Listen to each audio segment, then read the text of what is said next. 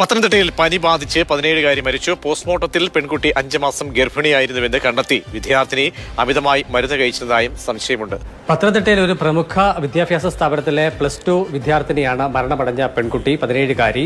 കഴിഞ്ഞ ഒരാഴ്ച കാലയളവായി പത്തനംതിട്ട ഏത് ബന്ധത്തിലായിരുന്നാലും ഏത് റിലേഷൻഷിപ്പിലായിരുന്നാലും നിങ്ങളെ ശരീരം കൊടുത്തിട്ടുള്ള ഒരു ബന്ധം സൊസൈറ്റിന് നല്ലതല്ല, നിങ്ങൾക്കും ഹെൽത്തി അല്ല. അത് ഒന്നാമത്തെ കേസ്. രണ്ടാമത്തത് ഫോട്ടോസോ വീഡിയോസോ ലീക്കായി കഴിഞ്ഞാൽ നിങ്ങൾക്ക് തന്നെ നാണക്കേട്. ഒരാണിന് നാണക്കേടില്ല. ആണിന് 5 പേരെ പീഡിപ്പിച്ചിട്ട് 5 പേരെ കൊന്നിട്ട് വന്നാലും സൊസൈറ്റിയിൽ അവർക്ക് ഒരു പേര് നിലയ്ക്ക് അവർ ഉണ്ടാക്കി എടുത്തോളൂ. പക്ഷെ ഒരു പെണ്ണിന് അങ്ങനെയല്ല.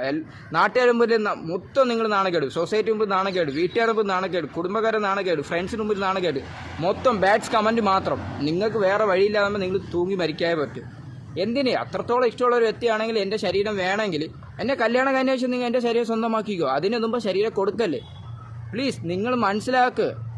നിങ്ങൾക്കാണ് നാണക്കേട്, അല്ല വേറെ ആർക്കും ഇല്ല.